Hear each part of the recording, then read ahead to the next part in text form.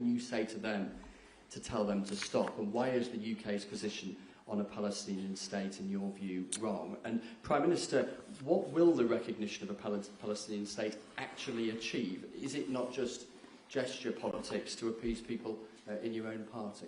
Thank you both. Well, Chris, let me just start with that, because we discussed this amongst other things. We had the best part of an hour, I think, upstairs earlier today, just one-to-one, going through a number of affairs, world affairs, in private.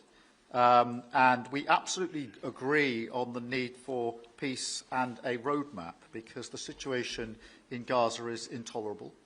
The hostages have been held for a very, very long time, and they must be freed.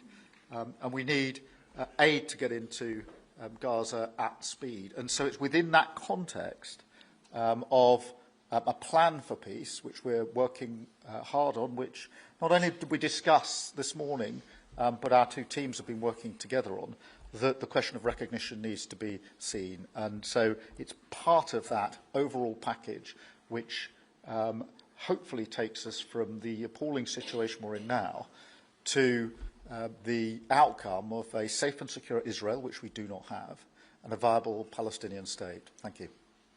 Well, simply, I want the hostages released now, right now, not 1, 2, we'll give you 3 more tomorrow, and, you know, like it's been, but we're the ones that got all the hostages released. We got many, many came to the Oval Office, and I've heard stories like I've never thought even possible. There was no humanity, no anything. I said to them, I said, was there any warmth shown during this stay? Like they offered you a little extra meal, they gave you a little smile, and they said, don't worry, you'll be okay. And every one of them said, not even a little bit. Amazing, you know, to think that during this stay, long stay in some cases. We had a man the other day, 451 days he was there. I always ask that question. And was there any warmth shown? Just a little word of, you know, encouragement. And the answer is every time, absolutely not. I'm shocked to hear it, because in the worst cases, there's always somebody that comes through.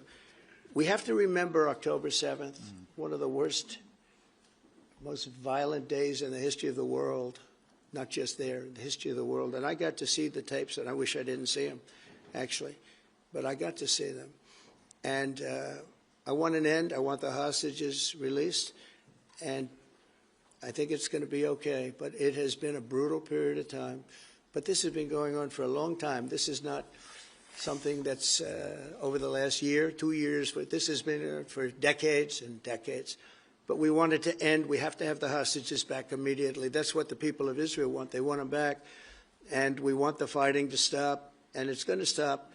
But a lot of bad things. You know, Hamas said that they're going to put the hostages up as bait. They're going to put the hostages in front of any attack. And that's pretty brutal. We haven't heard that one in a long time.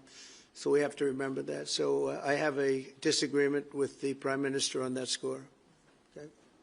One of our few disagreements, actually.